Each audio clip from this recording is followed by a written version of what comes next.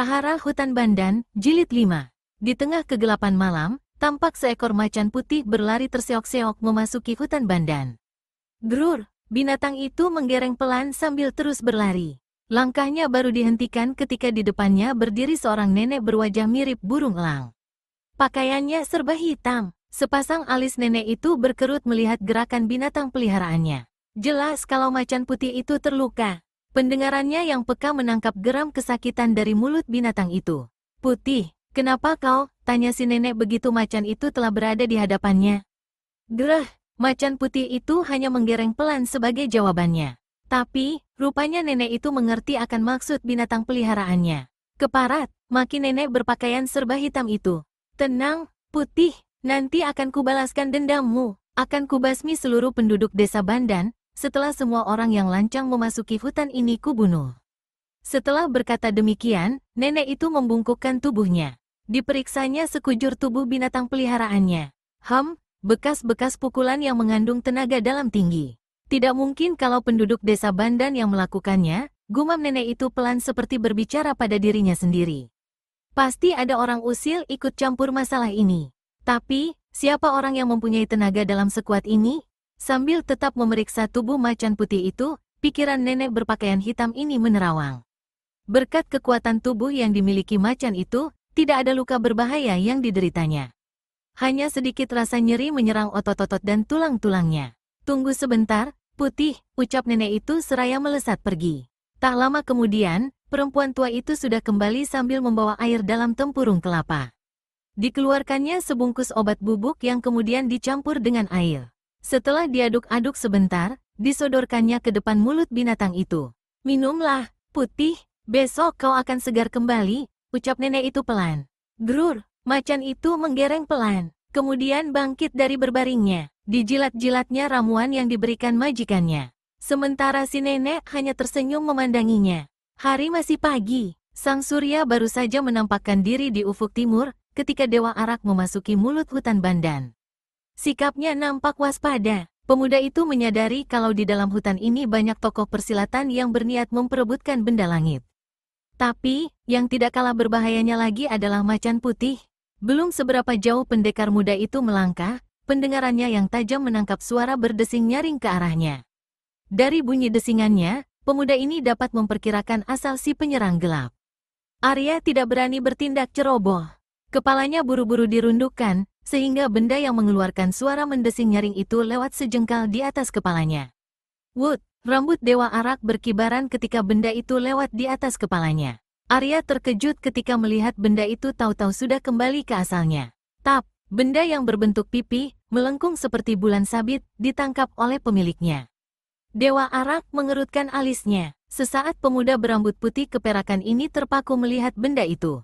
Meskipun baru kali ini dijumpainya, tapi diketahuinya nama benda itu, bumerang.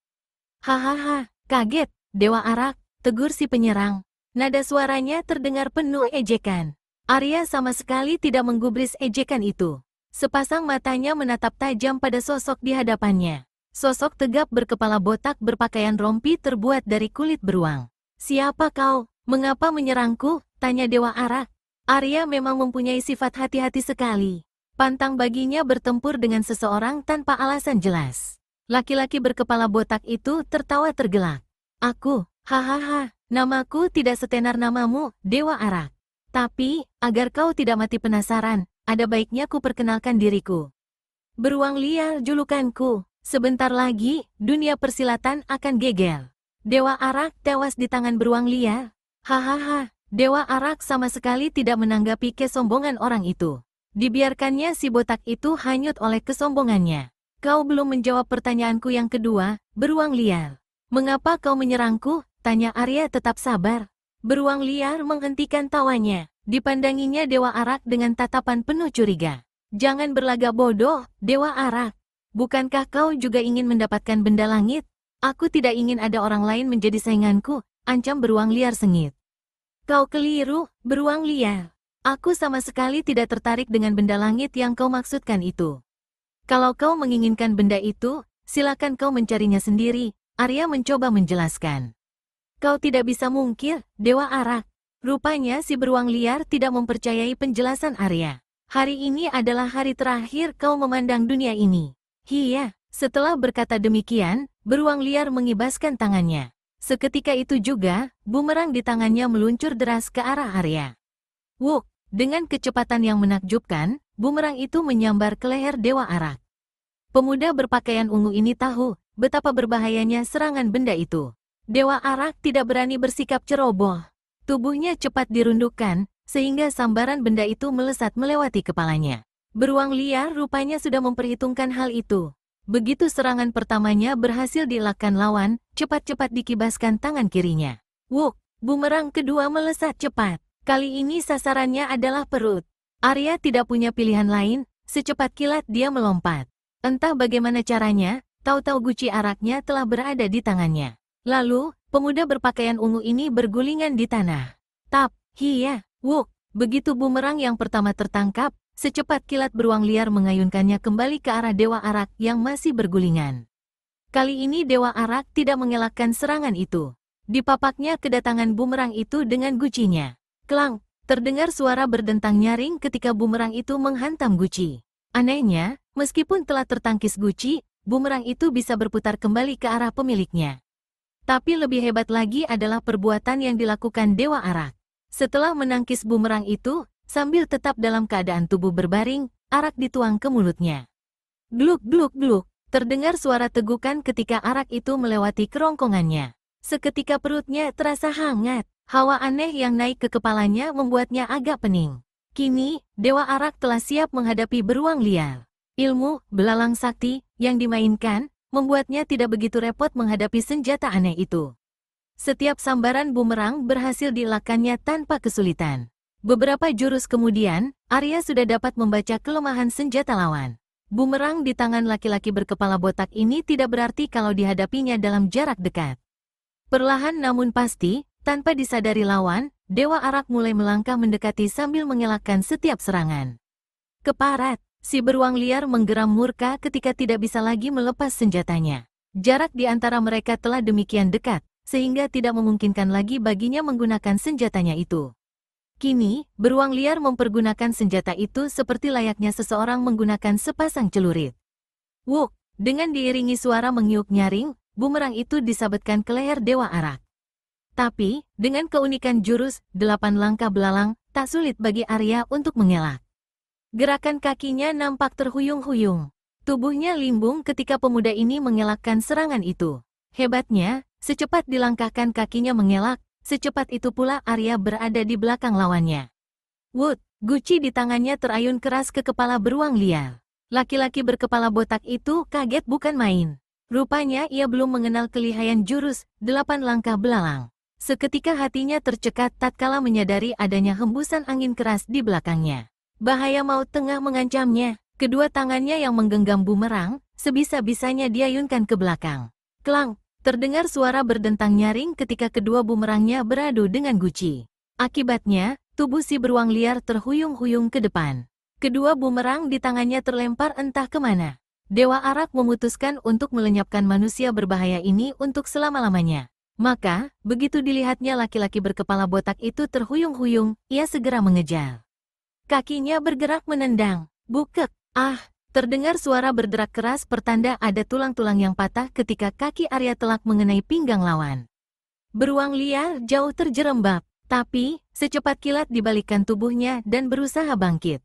Namun, sebelum niatnya itu tercapai, Dewa Arak telah mengirimkan serangan susulan. Wut, prak, laki-laki berkepala botak itu menjerit tertahan. Kepalanya pecah seketika tatkala guci yang diayunkan Arya telak mengenai kepalanya. Tubuhnya terjerembab menyusur tanah. Dewa Arak memperhatikan tubuh yang tak bernyawa lagi itu sejenak. Kemudian, dipungutnya kedua bumerang yang tergeletak di tanah, lalu ditimang-timang sejenak. Hih, Wung, terdengar dengungan keras laksana ribuan ekor lebah marah, begitu Dewa Arak mengayunkan tangannya. Kedua bumerang itu melesat laksana kilat. Kecepatannya jauh lebih cepat daripada lontaran beruang liar. Krak, krak, krak. Cabang-cabang pohon yang terbabat kedua bumerang itu terpapas putus. Dewa Arak memandanginya dengan perasaan takjub. Matanya mendadak terbelalak lebar. Tahu-tahu kedua senjata itu kembali ke arahnya. Dewa Arak menjadi gugup. Dia tahu betul kekuatan tenaga yang terkandung dalam lontaran kedua bumerang itu. Pemuda ini tidak berani menangkap kedua bumerang itu seperti yang dilakukan beruang liar. Kalau dia salah menangkap, tangannya bisa putus terbabat bumerang yang tajam itu. Tapi, Dewa Arak tidak punya pilihan lain. Jurus, pukulan belalang, terpaksa harus digunakannya. Dewa Arak menghentakkan kedua tangannya ke depan. Wood, Brass, angin keras yang berhawa panas menyengat, berembus keluar dari kedua telapak tangannya. Dan langsung menyambar ke arah dua buah bumerang yang tengah melayang ke arahnya. Seketika itu juga, luncuran bumerang itu terhenti. Dan langsung jatuh di tanah. Sungguh berbahaya, desah Arya perlahan.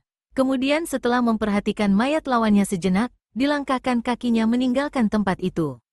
Dewa Arak menghentikan langkahnya ketika sepasang matanya melihat sebuah gua tak jauh di hadapannya. Sesaat lamanya dia terpaku, diamatinya gua itu dengan teliti. Tapi, yang terlihat hanyalah kegelapan yang pekat. Perlahan-lahan kakinya melangkah mendekati mulut gua itu. Seluruh urat-urat saraf di tubuhnya menegang. Sikapnya waspada menghadapi segala kemungkinan. Tapi, baru saja beberapa langkah memasuki gua itu, terdengar sebuah seruan dari dalam. Dewa Arak terkejut bagai disengat kalajengking. Sahabat yang berada di luar, silakan masuk. Dewa Arak menghentikan langkahnya. Hatinya dilanda keraguan. Rupanya kedatangannya telah diketahui oleh orang yang berada di dalam sana. Setelah menimbang-nimbang, akhirnya Arya meneruskan langkahnya. Telinganya dibuka lebar-lebar untuk berjaga-jaga kalau ada orang yang berusaha membokongnya. Selangkah demi selangkah Dewa Arak menelusuri gua. Akhirnya, ia tiba di sebuah ruangan yang agak luas dan terang. Mata pemuda ini tertumbuk pada sosok yang tengah duduk bersila di atas batu besar. Ia berjalan mendekat, sehingga sosok itu semakin nampak jelas. Ternyata, sosok tubuh itu adalah seorang kakek berusia lanjut. Mungkin usianya lebih dari 80 tahun. Tubuhnya sedang dan terlihat ringkih. Meskipun dalam keadaan bersila, Dewa Arak dapat mengetahui kalau kakek itu bertubuh bongkok. Begitu Dewa Arak berada dalam jarak sekitar 3 tombak, perlahan-lahan kakek itu membuka matanya yang sejak tadi terpejam. Dewa Arak berjingkat bagai disengat kalajengking. Sepasang mata kakek itu ternyata tidak nampak hitamnya. Hanya putihnya saja yang terlihat. Kakek bongkok itu buta. Siapa kau, anak muda? Tanya kakek itu. Tentu saja ucapan itu membuat Dewa Arak semakin terkejut. Bagaimana kakek ini tahu kalau orang yang berdiri di hadapannya adalah seorang pemuda? Bukankah sepasang mata kakek itu buta? Namaku Arya, Kek, sahut Dewa Arak setelah perasaan terkejutnya hilang. Arya, gumam kakek itu pelan. Apa maksudmu memasuki gua ini? Dewa Arak terdiam sejenak. Mungkinkah kakek ini orang yang telah menyelamatkan desa Bandan dari jarahan perampok puluhan tahun silam? Aku masuk kemari tanpa sengaja, Kek. Dahi kakek bongkok itu nampak berkernyit. Tanpa sengaja, kau berdusta, anak muda. Aku tahu, pasti ada sesuatu yang kau cari di sini, bantah kakek itu. Memang ada sebuah urusan yang mendorongku memasuki hutan Bandan ini, Kek. Tapi, masuknya aku ke gua ini, karena kebetulan, jelas Arya. Semakin banyak kerutan di dahi kakek itu mendengar jawaban Dewa Arak. Apa urusanmu memasuki hutan Bandan ini, anak muda? Tahukah kau kalau hutan ini tempat terlarang? Tindakanmu itu akan mengakibatkan banyak korban. Sia-sialah jeripayahku selama ini. Korban tetap tak bisa kucegah. Berdebar jantung Dewa Arak. Ternyata dugaannya tepat. Kakek buta ini adalah orang yang dulu menolong desa Bandan. Tapi ia belum masih mengerti ucapan kakek itu. Maksudmu, Kek? Tanya Arya. Kakek bongkok itu menghela napas panjang. Seolah-olah ada beban yang menghimpit dadanya. Jawab dulu pertanyaanku, anak muda. Apa urusanmu memasuki hutan ini? Dewa Arak mengerutkan alisnya. Perasaan dongkol merayapi hatinya. Tapi, cepat-cepat ditekannya perasaan itu. Aku terpaksa memasuki hutan ini untuk mencari tahu. Ku dengar setiap malam bulan purnama, ada seorang remaja, laki-laki atau perempuan, dibawa ke hutan ini. Tapi sampai sekarang, tidak seorang pun pernah kembali. Bahkan belum lama ini, seekor macan putih mengamuk meminta korban. Aku ingin tahu, kemana perginya remaja-remaja itu, dan mengapa macan putih itu membunuhi orang-orang desa. Kakek bongkok itu terdiam mendengar keterangan dan pertanyaan Dewa Arak. Kalau aku tidak salah duga, bukankah kakek adalah orang yang menyelamatkan desa Bandan puluhan tahun yang lalu? Sambung Arya lagi. Dugaanmu tidak keliru, anak muda, jawab kakek itu pelan. Lalu, kenapa kakek malah menyuruh orang desa mengorbankan seorang remaja setiap malam bulan purnama? Desak Arya. Apakah memang itu tujuan kakek menyelamatkan desa itu? Keadaan menjadi hening begitu Dewa Arak menyelesaikan perkataannya. Tapi, keheningan itu segera dipecahkan oleh suara si kakek. Sebenarnya aku tidak ingin menceritakan hal ini pada siapapun. Tapi, karena kau mempunyai maksud yang baik, maka kau kuberikan perkecualian. Arya, kaulah satu-satunya orang yang akan kuberitahu mengenai masalah ini. Terima kasih atas kepercayaanmu, Kek, ucap Arya perlahan. Simpan ucapan terima kasihmu itu, Arya. Sekarang pasang telingamu baik-baik, ujar kakek bongkok itu. Dewa Arak menurut. Puluhan tahun yang lalu, aku menikah dengan seorang wanita sesat yang lihai.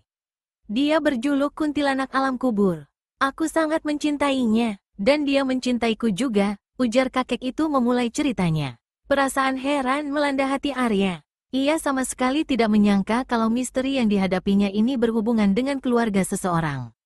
Tapi, dia sama sekali tidak memotong cerita kakek itu. Dibiarkannya kakek bongkok itu meneruskan ceritanya. Semula aku ragu-ragu menikahinya, tapi, ketika dia berjanji akan meninggalkan kesesatannya, aku pun bersedia menerimanya. Selama beberapa tahun, dia mau memenuhi permintaanku. Tidak pernah dia melakukan kejahatan. Kehidupan kami pun aman dan tenteram. Kakek bongkok itu menghentikan ceritanya sebentar. Ditatapnya Dewa Arak yang masih tekun mendengar ceritanya. Tapi setelah 10 tahun, penyakit lamanya kambuh. Dia kembali mengumbar kejahatan. Aku marah, dan pergi meninggalkannya sambil membawa macan putih peliharaan kami. Macan itu amat patuh pada kami berdua. Apapun yang kami perintahkan, pasti dilaksanakan dengan baik. Lalu dalam pengembaraanmu, kau tiba pada sebuah desa yang tengah diserang oleh rombongan perampok, dan kau menolongnya. Bukankah begitu, Kek? Selak Arya. Benar, sahut kakek bongkok itu sambil menganggukkan kepalanya. Kemudian aku menyepi di hutan Bandan bersama peliharaanku. Belasan tahun aku tinggal di sini. Tapi tak kusangka kalau istriku mencium jejakku. Kemudian, dia pun menyusulku. Kami bertengkar, sampai akhirnya terjadi pertempuran. Dengan susah payah, dia berhasil kukalahkan. Sampai di sini, kakek itu menghentikan ceritanya. Arya mengernyitkan alisnya. Dia jadi bingung mendengar cerita kakek bongkok ini. Menurut kakek itu, nenek yang berjuluk kuntilanak alam kubur berhasil dikalahkannya. Tapi kenapa ia yang buta matanya? Mungkin hatimu bertanya-tanya, anak muda. Mengapa kalau aku yang menang, mataku menjadi buta? Begitu kan? Duga kakek itu seperti mengerti kebingungan Dewa Arak. Kembali Arya terkejut. Ia tidak menyangka kalau kakek ini mampu membaca pikirannya. Tidak perlu bingung-bingung, Arya. Kau dengarkan saja lanjutan ceritaku. Ucap kakek itu lagi. Rupanya istriku tidak mau menerima kekalahannya. Dia lalu menantangku bermain racun. Sebagai raja obat, jelas aku ditantang. Dia lalu meminumkan racun ke mulutku. Ah, desah Arya kaget. Racun itu diminumkan padamu, Kek? Tanyanya setengah tak percaya. Ya, sahut kakek itu. Sialnya, ternyata aku belum mengenal jenis racun itu. Entah dari mana dia mendapatkannya. Untunglah racun itu bereaksi secara lambat. Akhirnya, kami mengikat perjanjian. Ia berjanji tidak akan membunuhku, asal aku bersedia mencarikan remaja-remaja pada tiap-tiap purnama untuk menyempurnakan ilmu hitamnya. Dengan berat hati, aku menerima perjanjian itu. Dia juga mengancam akan membantai seisi desa Bandan, apabila aku tidak memenuhi permintaannya. Arya mengangguk-anggukkan kepalanya. Kini mulai dipahami mengapa kakek itu menyuruh penduduk berbuat seperti itu. Kurasakan racun itu mulai bekerja. Pandanganku mulai mengabur. Aku sadar, lambat laun aku akan buta. Sebelum semua itu terjadi, Ki Gayan segera kuberitahu mengenai permintaan istriku itu. Aku juga melarang setiap orang memasuki hutan Bandan untuk menghindari jatuhnya korban lebih banyak lagi. Lalu kenapa kau masih berada di sini, Kek? Tanya Arya memotong. Aku tidak ingin istriku mengingkari janjinya. Kalau aku tidak berada di sini, bisa saja dia berbuat nekat, menculik remaja-remaja di desa sekitar hutan Bandan ini, jawab kakek itu. Kembali Arya mengangguk-anggukkan kepalanya. Kini, semua persoalan sudah menjadi jelas baginya. Sekarang macan itu telah memulai terornya. Sudah banyak penduduk menjadi korban, sergah Arya. Kakek bongkok itu tersenyum. Dalam hal ini, istriku tidak bisa disalahkan, Arya. Bagaimanapun juga, dia masih tetap memegang janjinya. Dia tidak akan menyebar maut selama tidak ada orang mengusik ketenangannya. Bukankah aku telah memperingatkan mereka? Jadi, mereka sendirilah yang mencari penyakit, sahut kakek itu membela istrinya. Dewa Arak mengerutkan alisnya. Mereka tetap mematuhi semua yang kau perintahkan, Kek, sambut Arya dengan suara keras. Mematuhi apa? Sergah kakek itu sambil tersenyum sinis. Buktinya, banyak orang memasuki hutan ini. Mereka sudah berusaha mencegah. Bahkan belasan penduduk menjadi korban karena ingin mencegah orang-orang persilatan yang hendak memasuki hutan ini, bantah Arya dengan suara keras. Betulkah semua yang kau katakan itu, Arya? Tanya kakek itu. Wajahnya terlihat sungguh-sungguh. Arya menganggukkan kepalanya. Namun demikian, kemarahannya agak reda melihat sikap kakek itu. Orang-orang persilatan memburu benda langit yang jatuh di hutan ini, jelas Arya. Ah, kakek itu berseru terkejut. Kalau begitu, perbuatan istriku harus dicegah. Itu memang sudah menjadi tekadku sewaktu hendak memasuki hutan ini, Kek.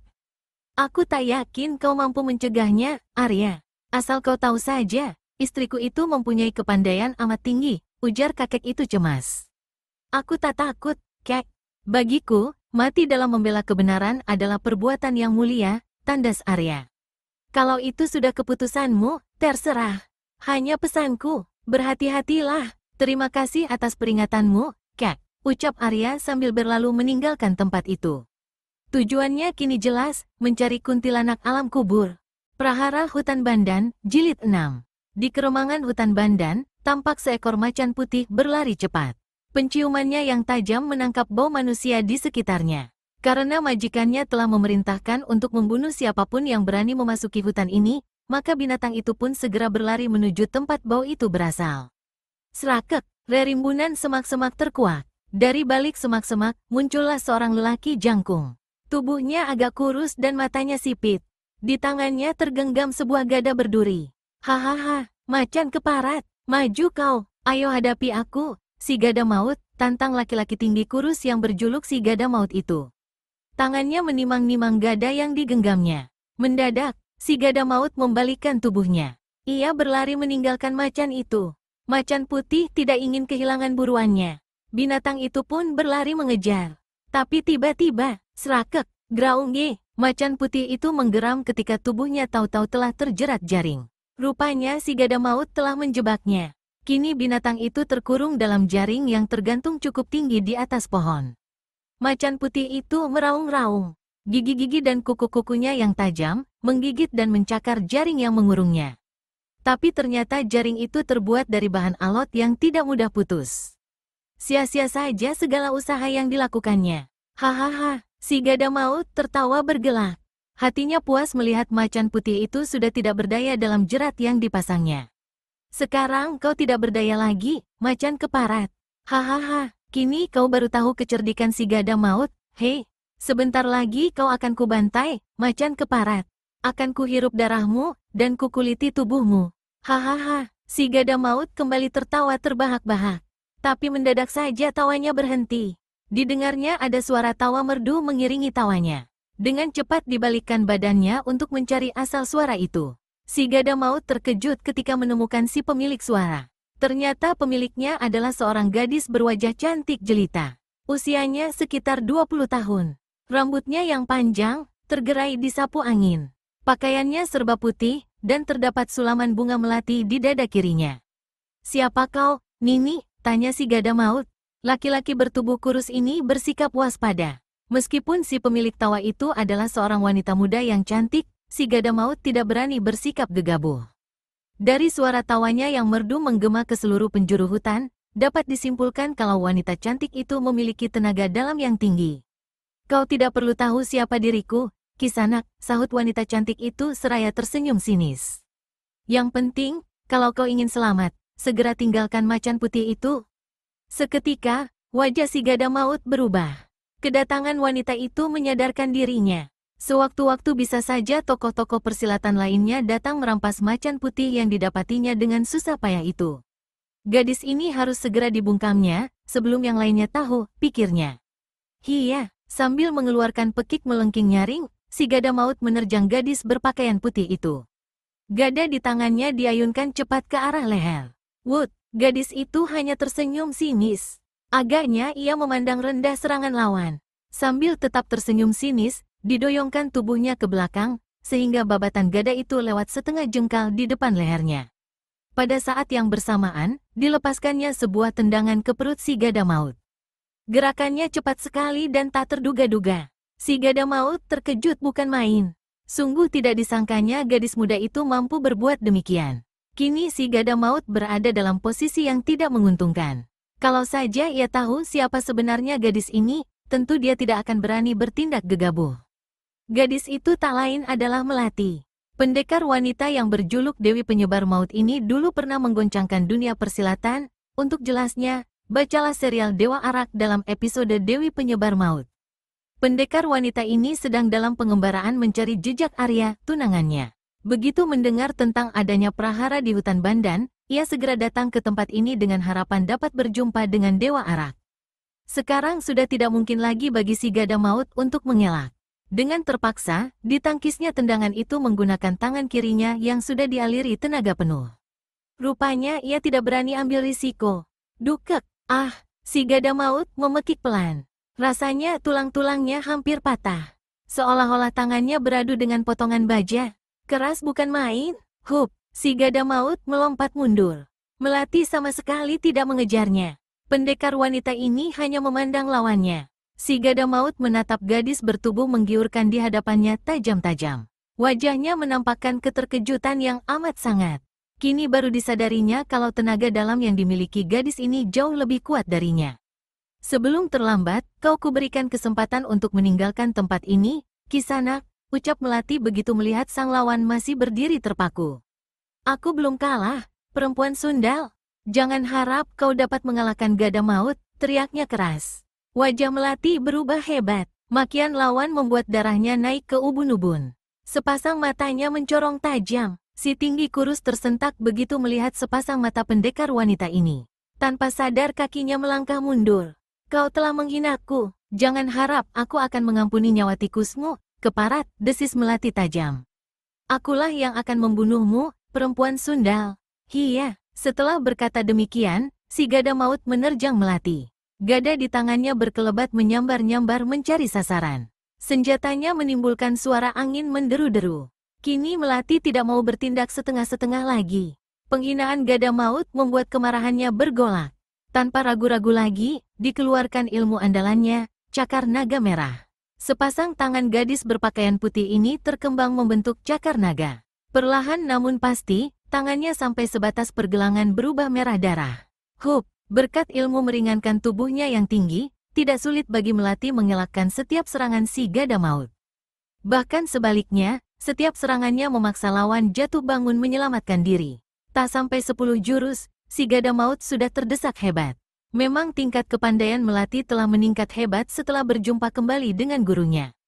Di bawah gemblengan laki-laki tua itu, akhirnya ia dapat menyempurnakan ilmu cakar naga merahnya. Untuk lebih jelas, bacalah serial Dewa Arak dalam episode Cinta Sang Pendekar. Si Gada Maut menggertakkan giginya. Gada di tangannya berkelebatan semakin cepat. Tapi tetap saja usahanya sia-sia.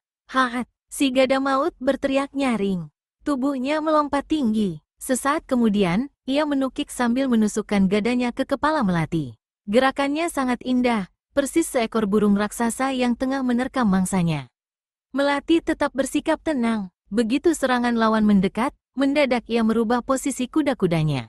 Tubuhnya direndahkan, tangan kanannya diulurkan ke atas mengancam dada lawan. Sementara tangan kirinya terpalang di depan dada. Si Gada Maut tertawa dalam hati. Rupanya gadis ini mencari mati, pikirnya. Bukankah sebelum cakar gadis itu mengenainya, kepala gadis itu hancur lebih dulu terhantam gadanya. Mendadak, sebuah kejadian aneh membuat mata si Gada Maut terbelalak. Betapa tidak, tangan gadis itu tiba-tiba mulur memanjang. Sebelum gada di tangannya mengenai sasaran, cakar gadis itu lebih dulu mampir di dadanya. Si Gada Maut menjerit memilukan. Tubuhnya melambung kembali ke atas.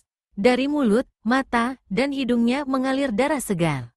Tulang-tulang dadanya hancur seketika. Saat itu juga, nyawa laki-laki tinggi kurus itu berpisah dengan raganya. Rupanya Melati telah menyalurkan seluruh tenaganya. Brukek, suara berdebuk keras terdengar ketika tubuh si gada maut jatuh ke tanah. Melati menatap tubuh yang tergolek itu sejenak. Setelah itu, dilangkahkan kakinya menghampiri macan putih yang masih terkurung di dalam jaring. Serat, Melati menghunus pedangnya. Tapi, sebelum dia sempat berbuat sesuatu, terdengar suara tawa mengikik yang membuat bulu kuduknya berdiri. Suara tawa itu tidak semestinya keluar dari mulut manusia, pikirnya, melainkan dari mulut setan kuburan. Tapi anehnya, meskipun suara itu terdengar pelan, getarannya terasa sampai ulu hatinya. Jantung pendekar wanita ini berdebar keras. Ia sadar kalau orang yang baru datang ini memiliki kepandaian tinggi. Dari suara tawanya, sudah dapat diperkirakan kedahsyatan tenaga dalam pemiliknya. Kini, di hadapan Melati berdiri seorang nenek-nenek. Tubuhnya yang tinggi, terbalut pakaian dan kerudung hitam. Kulitnya juga agak kehitaman. Bentuk mata, hidung, dan sorot matanya mengingatkan orang pada burung elang. Di tangannya tergenggam sebuah tongkat kayu berkeluk. Ujungnya berbentuk kepala burung elang. "Siapa kau?" tanya Melati. Suaranya mendesis. Gadis ini dilanda perasaan tegang. Baru kali ini ia melihat orang seaneh itu. "Hik hik hik, rupanya kau hebat juga, Cahayu. Ah, betapa senangnya hatiku. Sejak sekian puluh tahun tidak bertemu orang sakti, kini aku melihat orang muda sepertimu sudah memiliki kepandaian tinggi. Hik hik hik, bersiaplah, Cahayu, keluarkan seluruh kepandaianmu. Aku tidak segan-segan membunuhmu." Rupanya sejak tadi tanpa diketahui Melati, nenek ini telah menyaksikan pertarungannya melawan si gada maut. "Tunggu dulu, Nek," cegah Melati cepat. "Ada apa? Cepat katakan," sergah nenek itu tidak sabar. "Begini, Nek, seingatku, aku belum pernah berjumpa denganmu. Apalagi berbuat kesalahan. Tapi, kenapa engkau ingin menyerangku?" Si nenek mengangguk-anggukkan kepalanya. "Hik hik hik, jadi, kau ingin mengenalku dulu, Cahayu? Baik, orang mengenalku sebagai kuntilanak alam kubur. Nah, itulah julukanku. Puas, Cahayu. Sekarang, bersiaplah kau," ucap nenek itu lagi. Melati terkejut, nama kuntilanak alam kubur memang pernah didengarnya. Gurunya banyak bercerita mengenai tokoh ini. Tokoh yang memiliki sifat aneh. Suka berbuat kejam tanpa dasar, tapi memiliki kepandaian yang sangat tinggi. Sungguh tidak disangka ia bisa berjumpa tokoh ini. Kap, kuntilanak alam kubur menancapkan tongkatnya ke tanah. Gerakannya kelihatannya pelan sekali, sepertinya tanpa pengerahan tenaga. Tapi akibatnya, tongkat itu tertancap sampai lebih dari setengahnya. Sebuah pertunjukan kekuatan tenaga dalam tingkat tinggi yang menarik. Melati mengawasi gerak-gerik si nenek penuh waspada. Dilihatnya perempuan tua itu mengepalkan jari-jari tangannya. Perlahan-lahan tapi penuh tenaga. Terdengar suara berkerotokan nyaring ketika jemarinya dikepalkan. Gadis berpakaian putih itu membelalakkan matanya. Tengkuknya bergidik menyaksikan perbuatan si nenek. Kini disadari kalau nyawanya terancam. Maka, tanpa ragu-ragu lagi, dikeluarkannya ilmu cakar naga merah yang sangat diandalkannya. "Hebat juga ilmu yang kau miliki, Cahayu. Melihat bentuk jari-jari tanganmu, dapat kutebak kalau kau menggunakan jurus naga. Ingin kulihat apakah jurus naga milikmu mampu menghadapi tinju gajah milikku." "Tinju gajah," desah Melati dalam hati. Ia sangat terkejut mendengar nama jurus itu disebut. Namun, sebelum Melati berpikir lebih lama, kuntilanak alam kubur sudah menyerangnya. Tangan kanan nenek itu memukul lurus ke dada, sementara tangan kirinya terkepal di sisi pinggang. Suara gemeretak mengiringi tibanya serangan itu. Melati merasakan ada serentetan angin keras yang menyesakkan dada sebelum pukulan lawan mengenalnya. Gadis yang dulu mendapat julukan Dewi Penyebar Maut ini tidak berani menangkis serangan itu. Kakinya buru-buru digeser ke samping, sehingga pukulan itu lewat sekitar sejengkal dari tubuhnya. Pakaian Melati berkibaran akibat kuatnya tenaga dalam yang terkandung dalam pukulan tadi. Begitu pukulan itu lewat, Melati segera melancarkan serangan balasan ke kepala kuntilanak alam kubur. Tapi si nenek hanya terkekeh seraya merendahkan tubuhnya, sehingga serangan itu lewat di atas kepalanya. Tak lama kemudian, mereka sudah terlibat dalam pertarungan sengit. Melati menyadari kalau lawannya memiliki ilmu kepandaian luar biasa. Maka, mau tak mau ia harus mengerahkan seluruh kepandaiannya. Sepasang cakar Melati yang memainkan ilmu cakar naga merah, menyambar-nyambar cepat mencari sasaran. Namun, tanpa kesulitan kuntilanak alam kubur mengelakkan setiap serangannya.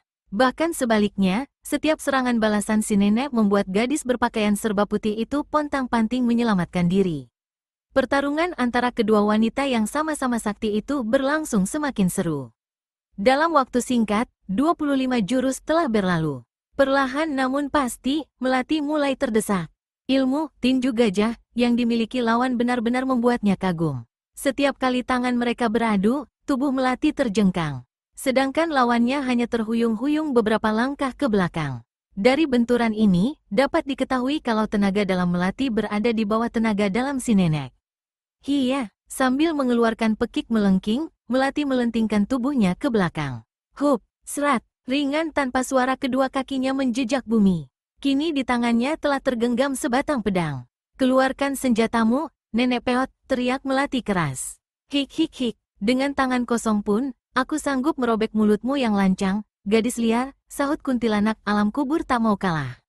Kalau begitu, jangan katakan aku curang kalau kau mampus di ujung pedangku. Hiya, setelah berkata demikian, Melati melompat menerjang. Pedangnya menusuk cepat ke dada kuntilanak alam kubur.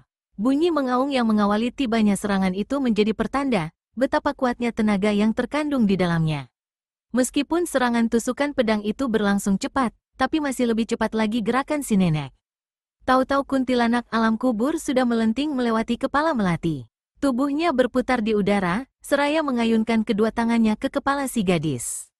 Melati terkejut bukan main. Dia segera melompat ke depan sambil menggulingkan tubuhnya menjauh. Hup, begitu kedua kaki kuntilanak alam kubur mendarat, Melati segera bangkit. Haat, kembali gadis berbaju putih itu menerjang. Kini, pedang di tangannya memainkan jurus ilmu pedang 1000 naga. Serangannya susul menyusul seperti tiada putus-putusnya. Tapi, kuntilanak alam kubur adalah tokoh yang sudah kenyang makan asam garam pertempuran. Meskipun hanya bertangan kosong, sedikit pun tak nampak terdesak.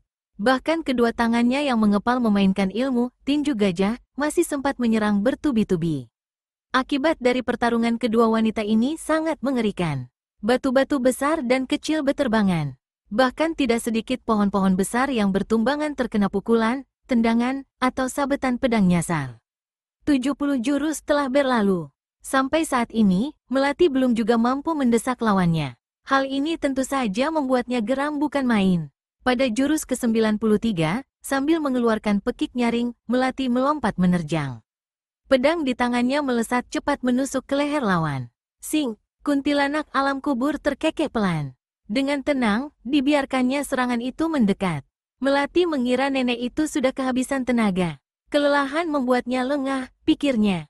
Tapi mendadak, si nenek menggeser tubuhnya ke samping kanan, seraya tangan kanannya menyampok tangan Melati. Wut, plak, Melati memekik tertahan. Sekujur tangannya dirasakan lumpuh. Pedang di tangannya terlempar jauh. Sebelum gadis berpakaian serba putih itu berbuat sesuatu, kaki nenek itu sudah menyambar cepat ke arah perut. Buk, huk, keras dan telak bukan main tendangan itu mengenai sasaran. Seketika itu juga, tubuh Melati terjengkang ke belakang. Cairan merah kental terlihat di sela-sela bibirnya. Melati terluka dalam, terimalah kematianmu, gadis liar.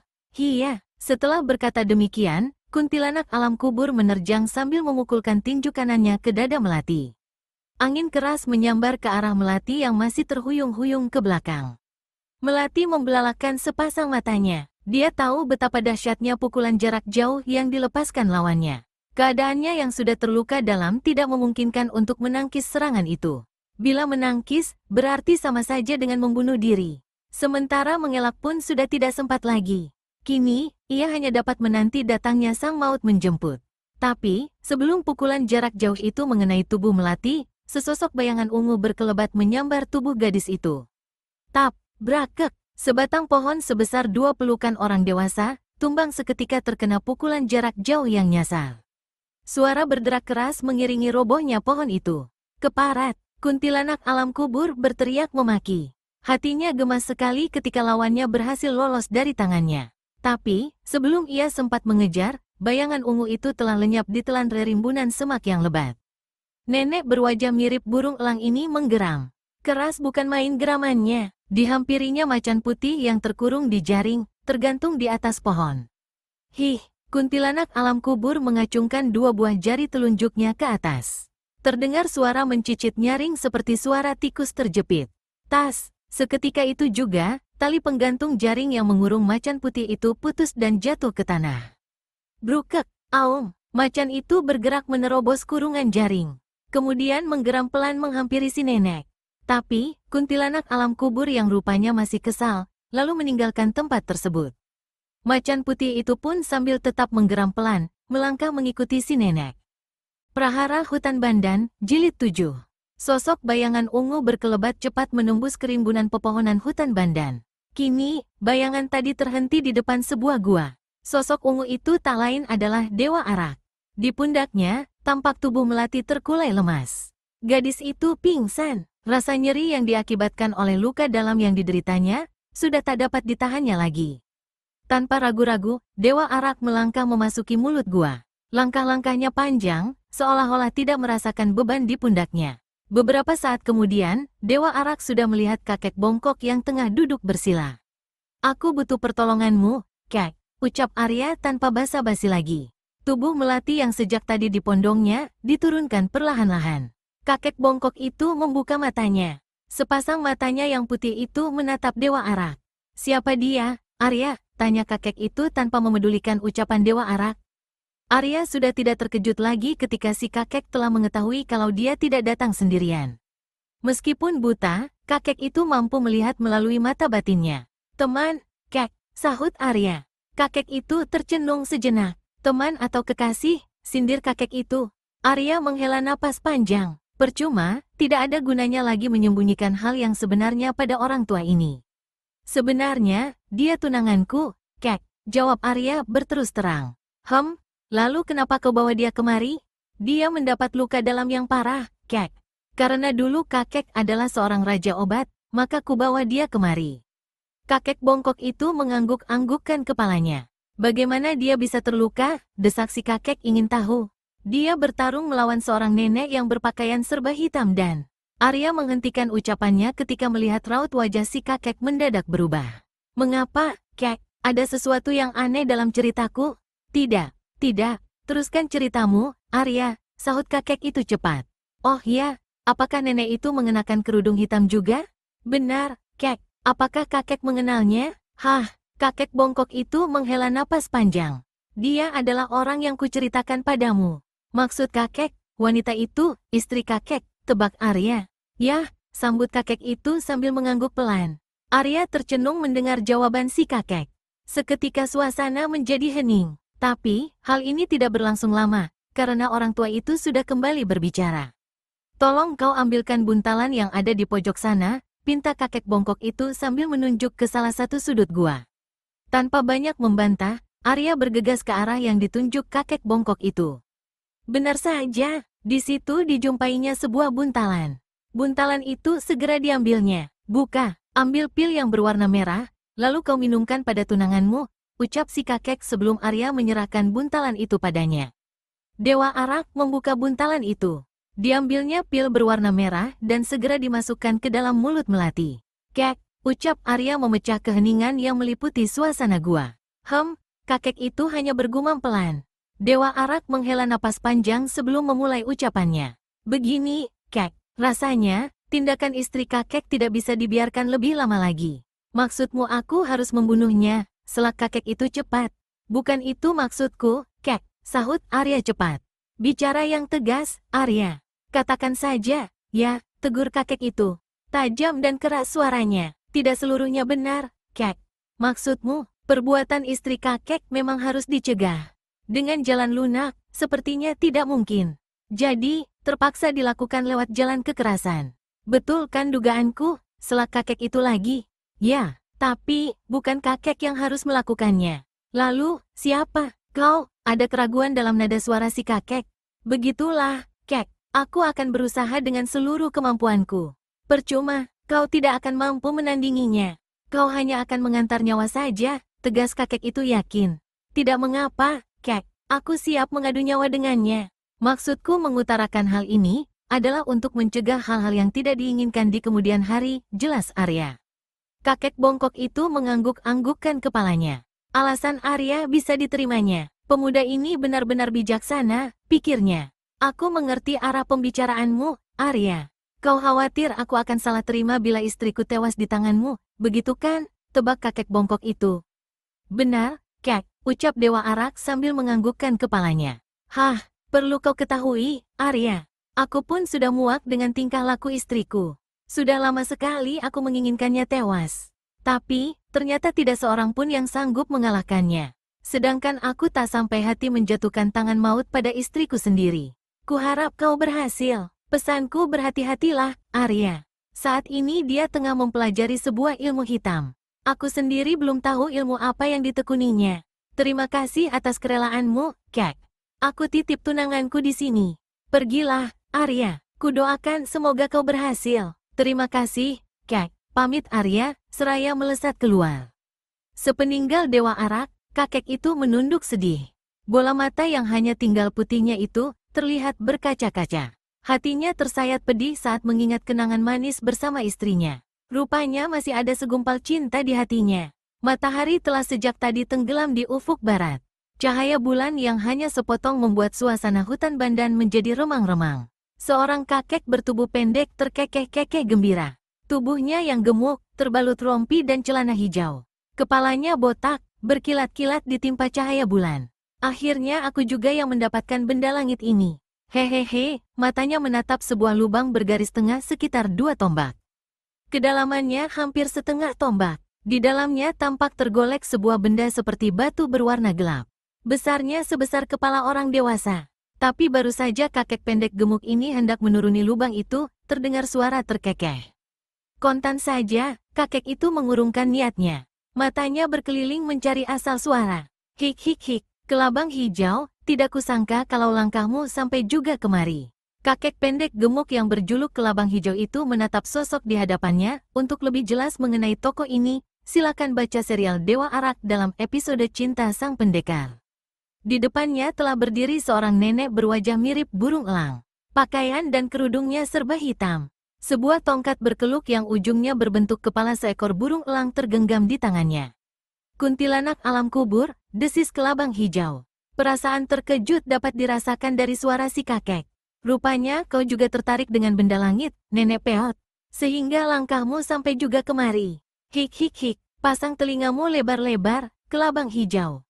Dengar. Aku adalah pemilik hutan Bandan ini. Jadi akulah yang lebih berhak atas benda langit itu. Lagi pula, aku tidak suka ada orang mengusik ketenanganku. Mereka semua harus mati, tak terkecuali kau. Kita lihat saja buktinya, Nenek Peot, sahut kelabang hijau. Hik hik hik, kuntilanak alam kubur kembali tertawa terkekeh-kekeh. Tongkatnya ditancapkan di tanah. Hiya, terdengar suara gemuruh ketika nenek berpakaian serba hitam itu melontarkan kepalanya ke leher si botak. Rupanya kuntilanak alam kubur sudah mengeluarkan ilmu tinju gajah. Kelabang hijau tahu kalau lawan telah mengeluarkan ilmu andalannya. Tanpa ragu-ragu lagi, ia pun segera memainkan jurus kelabang sakti.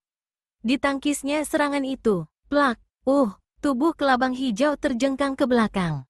Sekujur tangannya dirasakan lumpuh. Dadanya terasa sesak, sementara lawannya hanya terhuyung beberapa langkah ke belakang. Kakek berkulit kehijauan ini sadar kalau lawan memiliki tenaga dalam yang jauh lebih kuat. Hik hik hik, kematianmu sudah di ambang pintu, gundul jelek, ejek kuntilanak alam kubur. Kelabang hijau sama sekali tidak memedulikan ejekan si nenek. Sambil mengeluarkan pekik nyaring, dia melompat menyerang. Kini, kedua tokoh sakti ini sudah terlibat dalam sebuah pertarungan sengit. Mulanya, pertarungan kedua tokoh sesat ini berlangsung imbang. Tapi, begitu menginjak jurus ke-20, tampaklah keunggulan kuntilanak alam kubur. Kelabang hijau yang tahu keunggulan lawannya dalam hal tenaga dalam, sedapat mungkin berusaha menghindari bentrokan tenaga. Berkali-kali ia terpaksa harus menarik kembali serangannya begitu kuntilanak alam kubur hendak menangkisnya. Tapi, di saat gawat bagi kelabang hijau, tiba-tiba melesat sesosok bayangan putih memasuki arena pertempuran.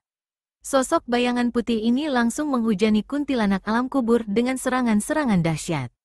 Tentu saja kuntilanak alam kubur terkejut, ia terpaksa mengurungkan desakannya pada kelabang hijau.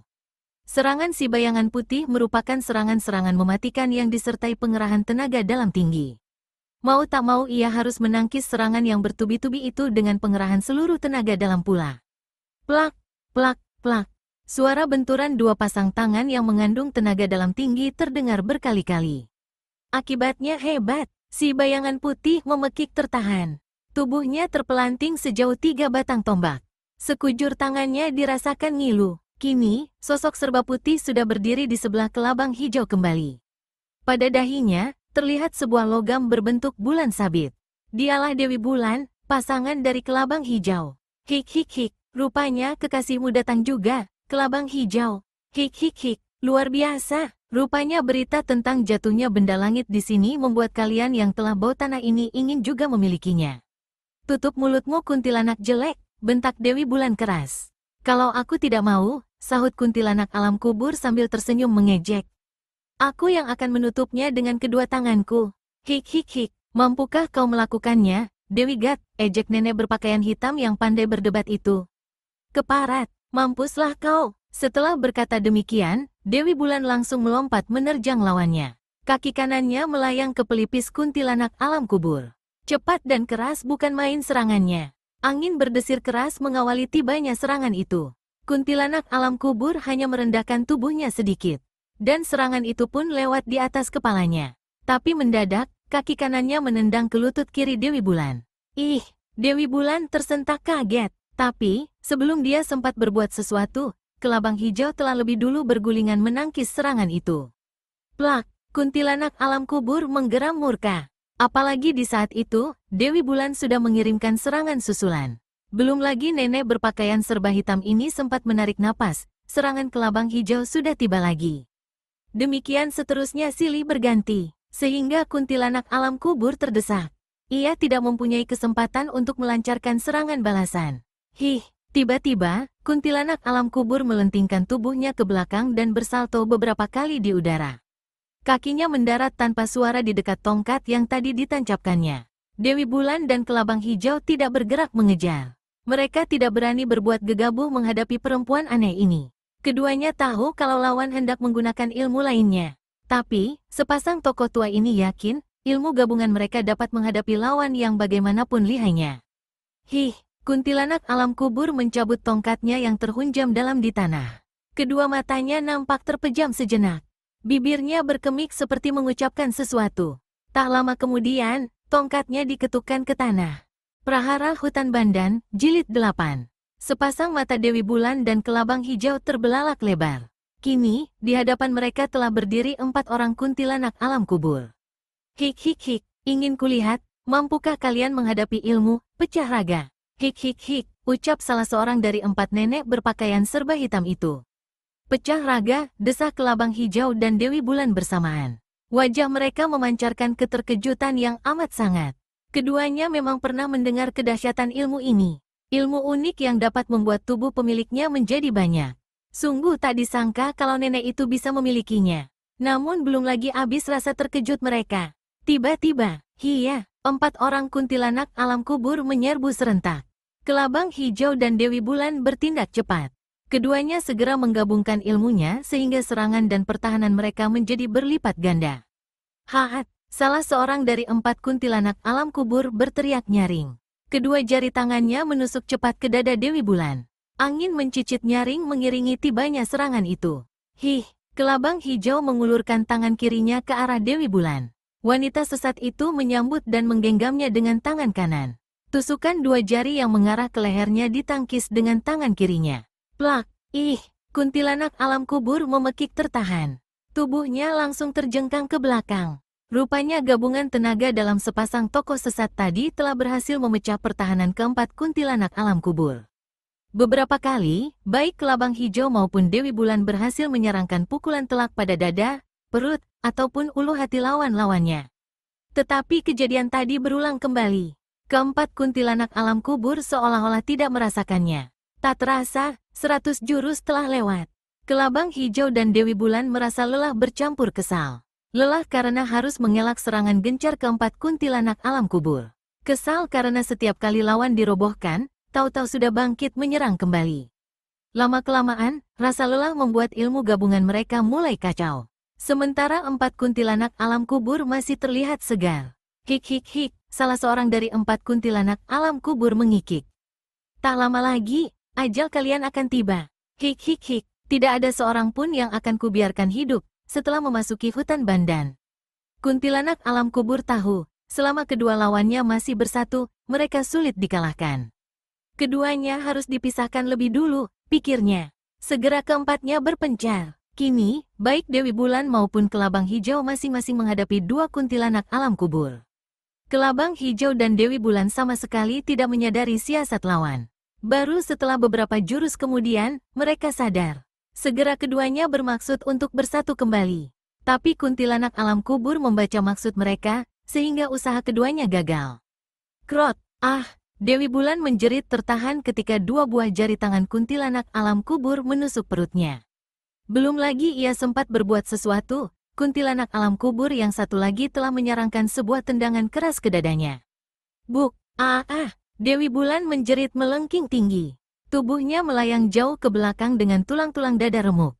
Darah segar keluar dari mulut, hidung, dan telinganya. Nyawanya melayang diringi jeritan kematian yang menyayat. Brukek, Kelabang Hijau terkejut mendengar jeritan kekasihnya. Tapi, dia tidak bisa berbuat apa-apa. Keadaannya sendiri terjepit. Kini ia harus bertarung melawan keempat kuntilanak alam kubur sekaligus. Belum ada dua jurus setelah kematian Dewi Bulan, sebuah tusukan jari lawan meluruk cepat ke pelipisnya.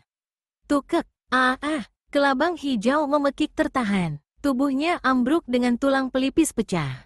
Hik hik hik, empat orang kuntilanak alam kubur itu tertawa mengikik menatap kedua mayat yang terbujur di tanah. Sesaat kemudian, tiga orang kembaran nenek berpakaian hitam itu lenyap tanpa bekas. Kini, tinggal satu orang kuntilanak alam kubur. Kepala kuntilanak alam kubur menoleh ke kiri. Pendengarannya yang tajam menangkap suara langkah bergerak ke arahnya. Betul saja. Beberapa saat kemudian, berkelebat bayangan ungu di hadapannya. Kuntilanak alam kubur menatap sosok bayangan ungu yang ternyata adalah Arya, si Dewa Arak. Tiba-tiba saja, macan putih yang sejak tadi mendekam mengawasi pertarungan majikannya, bangkit. Suara gereng kemarahan terdengar dari mulutnya begitu melihat kedatangan anak muda ini. Keparat, geram kuntilanak alam kubur. Jadi, inikah orang yang dulu melukaimu, Putih? Tanya nenek itu. Ketika dilihatnya binatang peliharaannya menggereng-gereng penuh kemarahan. Grur, macan putih kembali menggereng pelan. Kuntilanak alam kubur mengerti makna gerengan binatang peliharaannya. Kalau begitu, kau tenang saja di sini. Akan kubalas sakit hatimu. Kuntilanak alam kubur melangkah mendekati Dewa Arak yang tetap bersikap tenang. Bukankah kau yang berjuluk Dewa Arak? Tanya nenek itu. Kasar dan keras suaranya. Memang dia sudah mendengar nama besar Dewa Arak yang telah menggoncangkan dunia persilatan. Begitu melihat ciri-ciri Arya, dia sudah bisa langsung menduganya. Dewa Arak mengangguk. Begitulah orang memberiku julukan, jawabnya seraya memutar tubuhnya.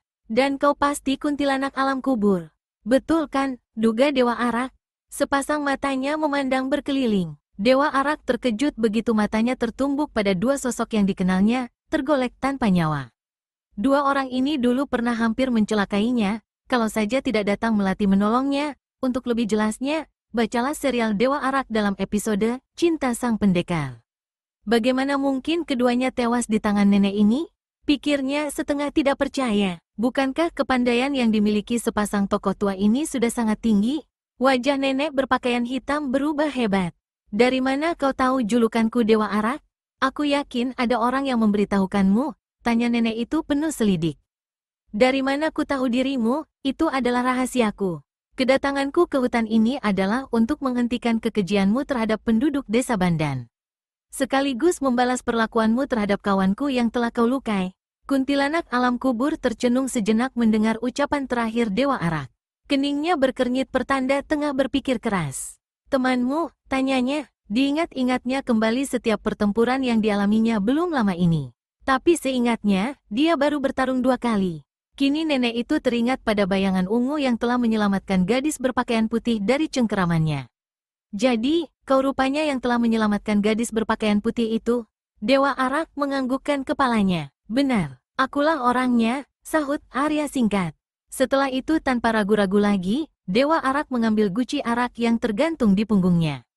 Diangkatnya ke atas kepala, kemudian dituangkan ke mulutnya. Gluk! Gluk, gluk. Suara tegukan terdengar ketika arak melewati kerongkongannya. Sesaat kemudian, dirasakan hawa hangat menyebar dalam perutnya dan terus naik ke atas kepala. Hih, kuntilanak alam kubur menggertakkan gigi. Perlahan-lahan, kedua tangannya mengepal. Terdengar suara berkerotokan keras seperti ada tulang-tulang berpatahan begitu jari-jarinya dikepalkan. Firasatnya mengatakan kalau Dewa Arak mempunyai kelihayan tinggi. Tanpa sungkan-sungkan lagi, segera dikeluarkan ilmu tinju gajah. Hiya, dengan diiringi teriakan nyaring, kuntilanak alam kubur menyerang Dewa Arak. Tangan kanannya dipukulkan keras ke wajah lawan.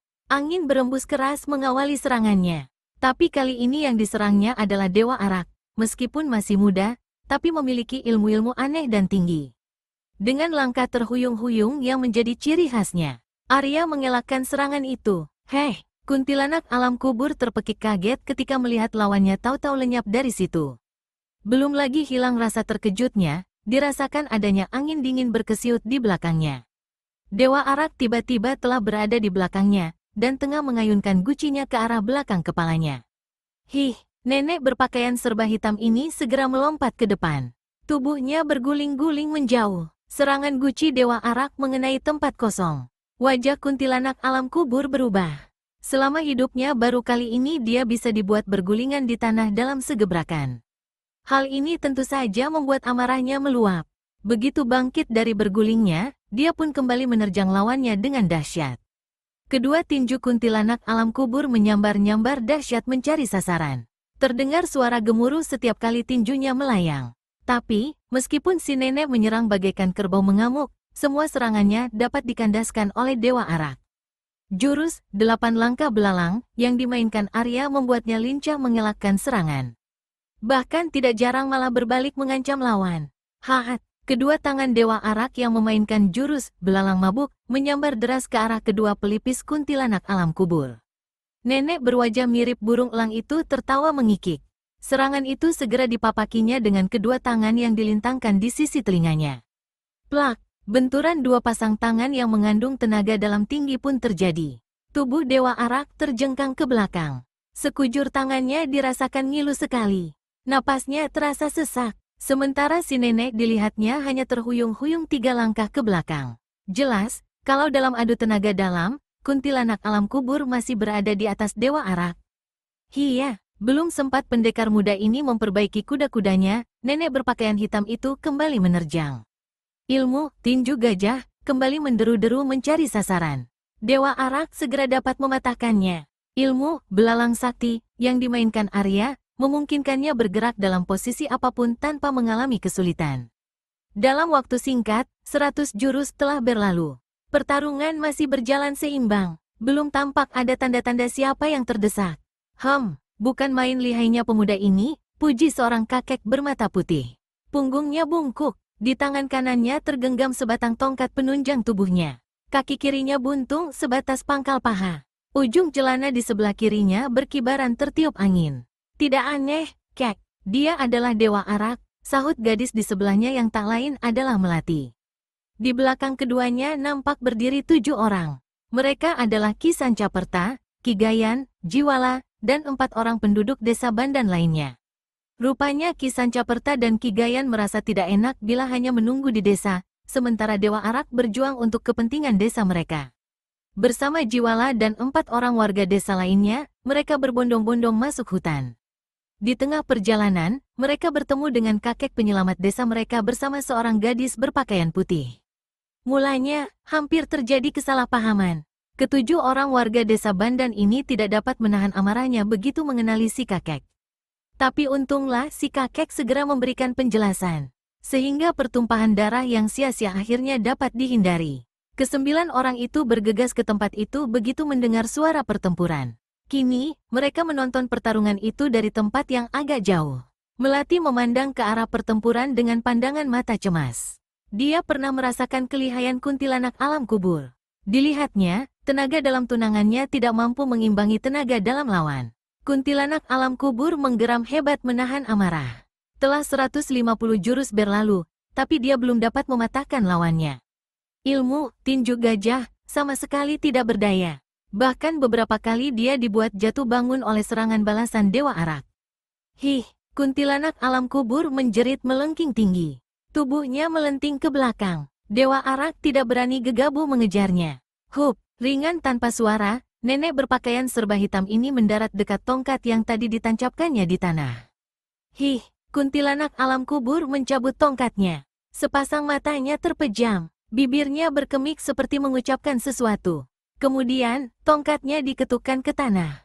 Ah, seru Arya terkejut. Di hadapannya kini telah berdiri 4 orang kuntilanak alam kubur. Masing-masing menggenggam tongkat berujung kepala burung elang. Ilmu sihir, teriak Melati pula tak kalah terkejutnya. Bukan cuma Melati saja, ketujuh orang di belakangnya juga mengalami hal serupa. Ada apa, Melati? Tanya kakek bongkok mendesah, begitu mendengar seruan-seruan kaget itu. Dahinya berkernyit seperti tengah berpikir keras. Kek. Lawan Kang Arya kini telah menjadi 4 orang, jawab gadis berpakaian putih itu memberitahu. Kakek bongkok itu mengangguk-anggukkan kepalanya. Ilmu, pecah raga, desahnya pelan. Kau tahu ilmu itu, Kek? Tanya Melati penuh gairah. Rupanya ilmu iblis itulah yang dipelajarinya selama ini. Kekuatan iblisnya diperoleh dari darah remaja-remaja yang dihirupnya. Mudah-mudahan saja tunanganmu itu berhasil menemukan kelemahannya. Melati terdiam. Semula dia berharap si kakek bongkok mengetahui kelemahan ilmu kuntilanak alam kubur. Tapi, mendengar ucapan tadi, gadis ini putus harapan. Kembali dialihkan perhatiannya ke arena pertarungan. Sementara itu, kuntilanak alam kubur yang kini telah berubah menjadi 4 orang, sudah menerjang Dewa Arak. Menghadapi seorang saja, Dewa Arak sudah kewalahan.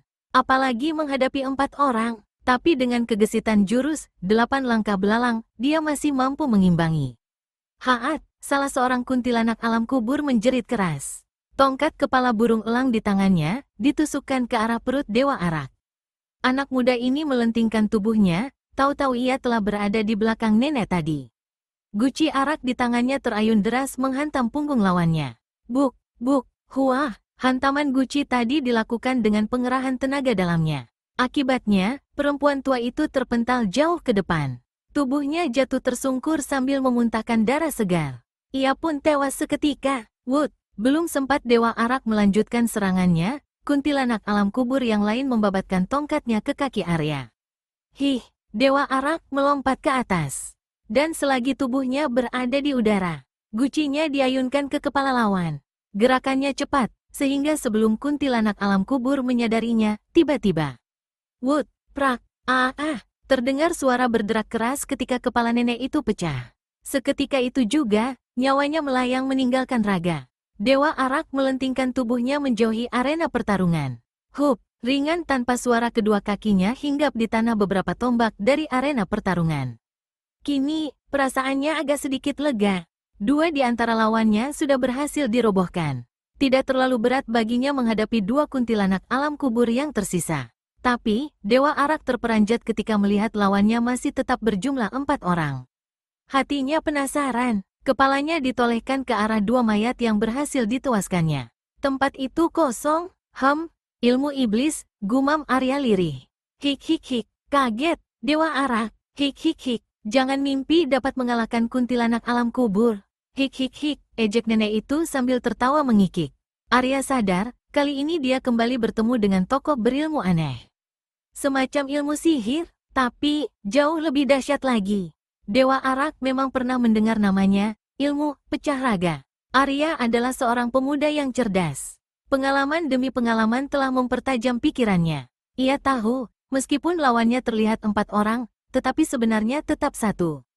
Jadi, 3 dari 4 orang itu adalah palsu, dan kuntilanak alam kubur yang palsulah yang tadi ditewaskannya. Itulah sebabnya mereka dapat hidup kembali. Kini, satu-satunya jalan adalah merobohkan kuntilanak alam kubur yang asli. Tapi, mana di antara 4 orang itu yang asli? Mengapa termenung di situ, Dewa Arak? Berpikir untuk melarikan diri? Jangan harap, kau harus mati di tanganku, Dewa Arak. Gluk. Dewa Arak kembali menuangkan arak ke dalam mulutnya. Ucapan kuntilanak alam kubur seolah-olah tidak didengarnya sama sekali. Sambil mengeluarkan jerit melengking nyaring, Dewa Arak melompat menerjang. Entah bagaimana caranya, tahu-tahu gucinya telah berada kembali di punggungnya. Kini, sepasang tangannya bergerak-gerak aneh menyerang lawannya. Kali ini dia memang meminum araknya lebih banyak dari biasanya. Jurus belalang mabuk kini menyambar-nyambar dahsyat ke arah 4 orang lawannya. 4 kuntilanak alam kubur itu langsung berpencar. Tapi, Dewa Arak kini berada dalam puncak ilmunya. Secara tak terduga-duga, dihantamnya ulu hati salah seorang kuntilanak alam kubur. Buk, buk, kuntilanak alam kubur yang sial itu memekik keras. Tubuhnya terlempar jauh. Nenek itu tewas seketika dengan sekujur tulang-tulang dada hancur. Darah mengalir deras dari hidung, mulut, dan telinganya. Dewa Arak rupanya sudah tak sabar lagi ingin cepat-cepat mengakhiri pertarungan. Secepat kilat, kedua tangannya yang tadi dalam bentuk tangan jari-jari belalang, berubah membentuk cakar yang terkembang lebar. Seketika itu pula, tangan kanannya dihentakkan ke depan, disusul oleh hentakan tangan kirinya. Inilah jurus membakar matahari. Jurus ini dapat menghasilkan gumpalan api yang dapat menghanguskan apa saja yang terlanda pukulan itu. Wus, wus, 2 buah gumpalan api menyambar deras ke arah 2 orang kuntilanak alam kubur. Serangan Dewa Arak itu begitu cepat dan tiba-tiba, sehingga seorang di antara mereka tidak bisa mengelak lagi. Terdengar pekikan melengking tinggi, ketika api yang menyambar itu langsung mengenai dada salah seorang dari kuntilanak alam kubur. Seketika itu juga, tubuhnya terpental ke belakang. Tewas seketika dengan api menyala di atas tubuhnya. Tapi, sebelum Dewa Arak melanjutkan serangannya, salah seorang kuntilanak alam kubur telah lebih dulu menyerangnya. Tongkat di tangan nenek itu menyambar dahsyat ke kepalanya. Arya sempat mengelakkannya, tapi tak urung tongkat itu menghantam bahunya. Buk, Dewa Arak memekik tertahan. Tubuhnya terbanting keras. Sekujur bahunya dirasakan ngilu bukan main. Seolah-olah tulang-tulangnya remuk. Dewa Arak menghela napas ketika melihat lawannya kembali berjumlah 4 orang lagi. Pemuda ini hampir putus asa. Sudah lebih 250 jurus dia bertarung. Tapi sampai saat ini tak juga dapat ditemukan kelemahan ilmu lawannya. Sulit untuk mencari mana di antara mereka yang asli. Sementara malam mulai berganti pagi. Perlahan-lahan sang mentari mulai menampakkan diri. Hik, silakan kau keluarkan semua ilmumu, Dewa Arak, ejek salah seorang dari 4 kuntilanak alam kubur. Tiba-tiba sepasang mata Dewa Arak berbinar-binar. Sinar matahari yang mulai menyorot ke bumi membuat semangatnya bangkit. Betapa tidak, di antara keempat sosok tubuh itu, hanya ada satu yang mempunyai bayangan. Otak Dewa Arak yang cerdik segera mengerti. Kuntilanak alam kubur yang mempunyai bayangan inilah yang asli. Yang lainnya palsu belaka, tercipta karena keunikan ilmu, pecah raga. Tapi, Dewa Arak tidak bertindak bodoh. Pemuda itu berpura-pura tidak tahu. Dikumpulkannya lagi seluruh tenaga dalamnya. Setelah rasa ngilu di tangannya berkurang, dia kembali melompat menerjang. Kini, Dewa Arak sudah mempunyai sasaran. Tapi, untuk tidak membuat kecurigaan, diterjangnya kuntilanak alam kubur yang palsu. Meskipun begitu, sepasang matanya tidak lepas mengawasi kuntilanak alam kubur yang mempunyai bayangan. Guci Arak yang kini telah berada di tangannya kembali, diayunkannya ke arah kepala salah seorang kuntilanak alam kubur. Guci itu lewat di atas kepala ketika si nenek menundukkan kepalanya. Tapi di saat itulah, secara tidak terduga-duga, Dewa Arak melemparkan gucinya ke arah kuntilanak alam kubur yang mempunyai bayangan. Guci itu meluncur deras. Karuan saja si nenek terkejut bukan main. Segera dia melompat mengelak. Tapi di saat itulah, Dewa Arak sudah menghentakkan kedua tangannya bergantian ke depan. Kedua jari-jari tangannya mengembang lebar membentuk cakar. Inilah jurus membakar matahari. 2 buah gumpalan api menyambar dahsyat ke tubuh kuntilanak alam kubur yang tengah melompat tinggi ke atas. Tidak ada jalan lain bagi nenek itu kecuali menangkisnya. 3 orang kuntilanak alam kubur yang lain berusaha membantu. 2 di antaranya berusaha mencegat pukulan itu, tapi gagal. Yang seorang lagi menyerang Arya. Tongkat di tangannya menyambar dahsyat ke kepala Dewa Arak. Trak! Dewa Arak menjerit keras. Tangan kanannya yang menangkis serangan itu seperti lumpuh rasanya. Tulang-tulangnya terasa remuk. Ngilu bukan main.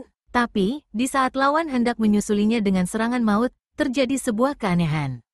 Tubuh yang masih berada di udara itu menggeliat. Kedua tangannya memegangi dada, seperti menderita rasa sakit yang hebat. Rasa penasaran membuat mata Dewa Arak beredar berkeliling. Pandangannya tertumbuk pada tubuh kuntilanak alam kubur asli yang tengah menggeliat-geliat di tanah. Sekujur tubuhnya penuh nyala api berkobar. Rupanya pukulan Dewa Arak dalam pemakaian jurus membakar matahari tak mampu ditahannya. Beberapa saat tubuhnya menggelepar sebelum akhirnya diam tidak bergerak lagi. Mati. Seiring dengan tewasnya kuntilanak alam kubur asli, 3 orang kembarannya lenyap tanpa bekas. Hah, Arya menghela napas, antara perasaan lelah dan lega. Segera dipungutnya guci miliknya yang tergeletak jauh dari mayat si nenek.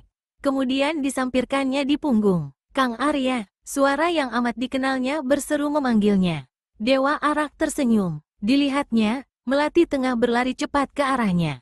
Arya mengembangkan kedua tangannya, memeluk gadis itu erat-erat. Aku khawatir sekali, Kang, ucap Melati. Suaranya tersendat-sendat. Nenek itu memang lihai sekali, desis Arya penuh kekaguman. Untung aku berhasil menemukan kelemahan ilmunya. Oh, ya, mengapa kau berada di hutan ini, Melati? Kakek yang menyuruhku, Kang. Aku disuruh mengamalkan ilmu yang kuperoleh darinya. Kau bohong, Kang Arya. Waktu itu, kau bilang ingin datang menjumpaiku, ucap gadis itu merajuk. Maafkan aku, Melati. Aku belum sempat menemuimu. Kau bisa memakluminya, kan? Tanya Arya meminta pengertian gadis itu.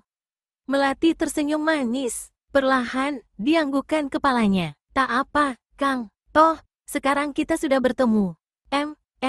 Suara deheman 2 kali menyadarkan kedua muda-mudi itu. Melati teringat bahwa masih ada orang lain di sekitar mereka.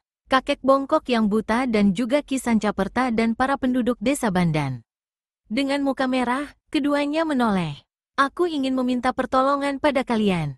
Boleh, tanya kakek bongkok itu. Pertolongan apa, Kek? Tanya Arya heran.